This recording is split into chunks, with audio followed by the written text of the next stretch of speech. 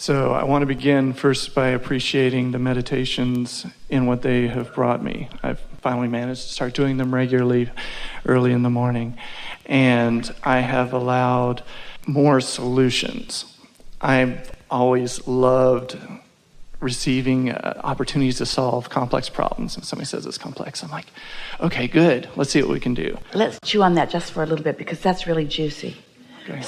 Solving some complex problems means being consciously aware of the escalation, the increase in momentum, the improvement in your ability to see. It's like long savoring, isn't it? Yeah.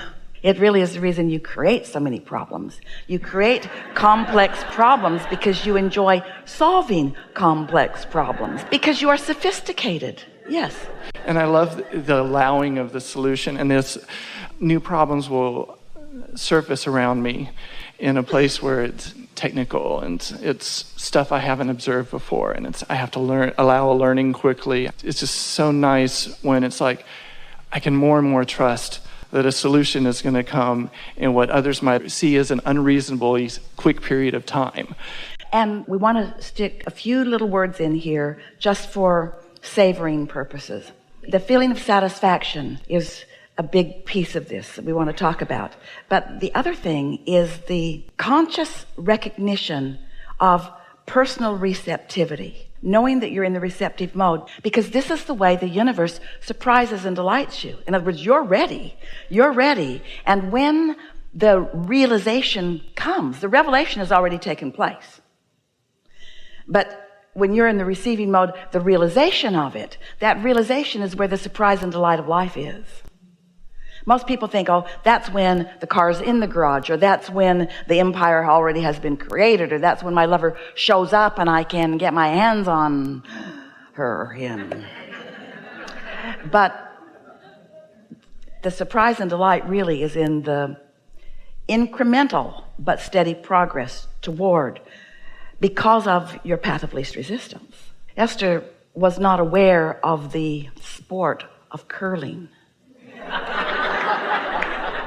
She did not know about it. And then when she saw it for the first time, she said, look at them, they're creating a path of least resistance. That's what they're doing. And then she thought, Abraham, that's what you do for me. You're out there just making the ice really smooth and putting a little groove in it just so that the momentum that I've started can carry on. Yeah. So. Yes. I appreciate that I am in a place where I can have these complex problems. I'm just going to appreciate for a second. I appreciate that I've allowed a wonderful job. I appreciate my incredible wife. I appreciate the music, which I get to allow flow through me. I appreciate the momentum that my contrast has created. Let's just start there. I'm working towards starting there. Yeah. And I am. I'm much better at it now than I used to be. That's been the place I'm trying to open up to, actually, is appreciating the contrast more. I wasn't going to go there, but yes. It's because that is, as you said, one of the contrasting. When you know what you don't, you know what you do want. There's momentum in that. Yes. And so after the appreciation is a general universe question. And that is, and I may need phrasing on this, but when we go to sleep, it allows us a chance to reset.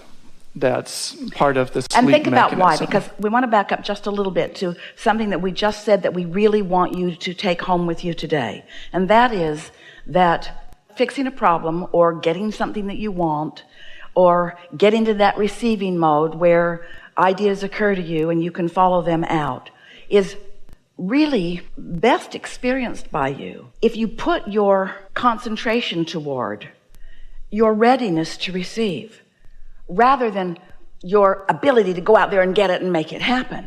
So if you're focused upon preparing your vibrational atmosphere so that being in the receiving mode is what you most care about, then as things unfold, you are in that receiving mode where the new idea to the complex problem can occur to you. We're going to insert this. It'll help you to just sort of relax in readiness for what's coming next, because some good stuff is about to happen here. Esther has a house in Southern California, and she has beautiful gardens, and she lives on a ravine that overlooks the ocean. And in the ravine, lots of critters live. She has a skunk. She named him Flower because she can't smell him.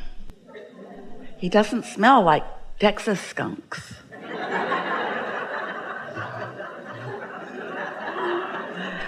And there are other critters. There's a family of raccoons, and there are lots of rats. And she doesn't see the rats. She just knows they're there. So the other day, the nice man came to change the filters in her air conditioner. He had to climb under the house to do it, a place where no one should ever have to go. But he happily goes and he changes the filters, and then he leaves. And the next time Esther goes to adjust the temperature, she realizes that there's an error message on her thermostat, an alarm that she had not noticed before. Whether it was there or not, she's not sure. But since he's just been there, she's more alert. So there it is. So she calls him back and says, since you were here, there's a little alarm on my thermostat. Maybe there's something not plugged in, or maybe. And he said, I'll come out and I'll check on it. And so the next day he came and he looked and he looked and he looked and he looked and he looked and he looked and he looked and he looked. He could not find anything. And he said to Esther something that was completely illogical to her. Must be user error. But in this situation, Esther could not understand how that could be, because she was doing the same thing that the user had always been doing. But now she has an error. And so he said, you may have just tried to turn it too cold. And Esther thought, no. But anyway, he had reached the end of his ability to help her, and he started to leave. And then Esther, being in the receiving mode, she really likes this person, said, oh, wait. There's something I wanted to ask you about. Haven't heard it lately, but a few months ago, I was out near the condenser out there in the garden, and it was making quite a racket, like there's something broken off in it, or maybe some leaves in it or something, but it was making a sound that I'm not used to hearing. He said, did you hear it lately? And Esther said, no, but could you just take the cover off and see if there's anything in the way? So he took the cover off, and he came back in the house in about 15 minutes, and he said, rats have chewed your wire, and that's what the error code is about. And Esther said, those dirty rats. Now, how does that happen? Esther didn't remember, she didn't have that on her list of things she wanted to talk to him about, but it was the path of least resistance to the solution that she was looking for. And so she is just a willing, cooperative component to her own solutions. And he said, good thing you remembered that. And Esther thought, I actually don't think I remembered that. I think that someone knew what was going on. So then Esther said to us, Abraham, why didn't you just say, Esther, the rats have chewed the wire? And we said, because you love the rats. You don't want the rats to be the reason for your problem. You don't want to make unnecessary trouble for the rats. Well, really, she does. She's going to make as much unnecessary trouble for them as she can. But it was not the path of least resistance. This was. And what difference does it make? This is the thing that we want you all to realize, is that what difference does it make what form your path of least resistance offers? Isn't it all fun? That was really fun for Esther. That was a surprise and delight. She had moved on. She didn't expect him to continue to solve the problem of the air. She had accepted that that air code was on there. She wasn't trying to solve that problem. She just thought of something she thought she'd ask him about. And so things that seem so simple, this is not that complicated, sophisticated thought that you're talking about. But the majority of the solutions come to you in ways just like that. And so the allowing of the solution. I really love the terminology, allowing the solution. Let's say it even better.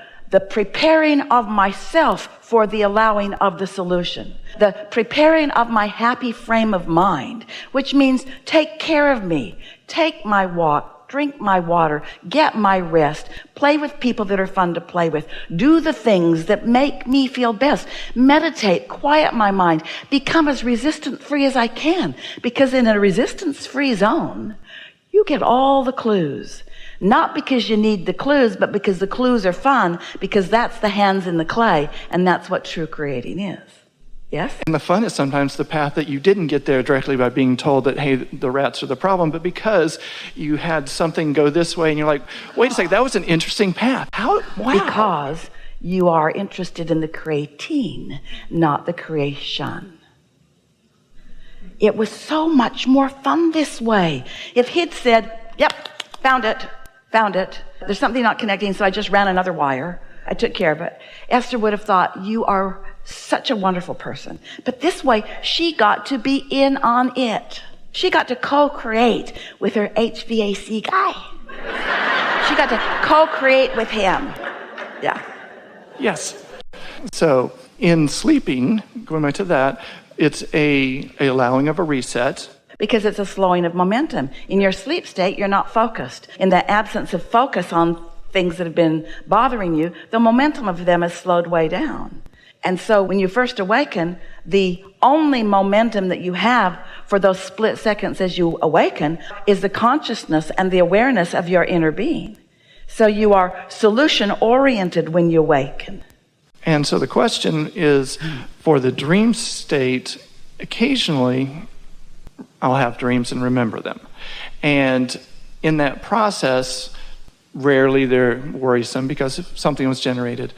Is the worry that's happening during the dream detached so that isn't contrast creating stuff, and it's only the momentum before and after the sleep? It's insignificant in relationship to what you're doing when you're fully awake.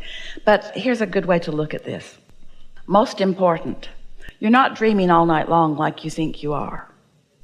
While you are asleep, there is let's call it a coordination of your vibrational frequencies. You're more in the receiving mode when you're asleep, and your inner being is flowing to you on a cellular level. Trillions of cells are receiving the benefit of the communication from your inner being, and you're not in the way because your conscious thought is not active. And so there is let's just call it a modulating. There's not so much a clearing out as a redefining. You used good words, a sort of resetting. It's a rebalancing of energies. But the dreams that you are realizing have been in motion during your wake state. You've created a sort of vibrational reality in which those dreams exist. And so as you awaken, as you are coming into your wake state, the residual of how you usually feel is your point of attraction that causes you to interpret those dreams. If you've got something that you've been worrying about for a while, when you first wake up in the morning and that download happens, because that's when it happens, as you're coming back into consciousness, that's when the full of your dreaming happens. It doesn't feel like that to you. Consciousness is tricky for you because you're not accustomed to really being aware of your consciousness. For the most part, you don't even know about the larger part of your consciousness.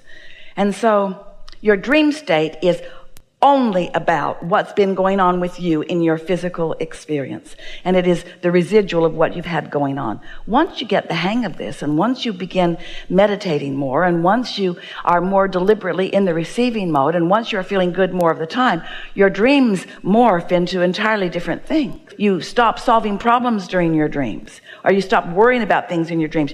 People stop chasing you in your dreams. In other words, things that you don't want are no longer a part of your dreams because that's not an active part of your vibration. Mm-hmm. And so?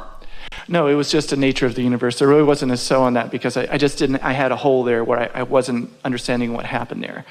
I knew that wasn't going to expand the nature of our conversation very much, but I really wanted to know what happened there. What we really like you to think about, we like you to think about, so here you are awake. You're awake and in this day. And you, in your physical body, are an extension of source energy. And you've got some things you're focused upon. Maybe it's driving from one place to another, or maybe it's a conversation or something you're studying or working on. Could be any number of things that you're focused upon. The thing that we really want you to hear is that you are not alone in this focus, that your inner being is completely involved in whatever you're focused upon and has a perspective too. And so, living happily ever after, or feeling the most bang for your buck satisfaction-wise right here and now, is completely about the resonance that you are allowing between you and your inner being or not.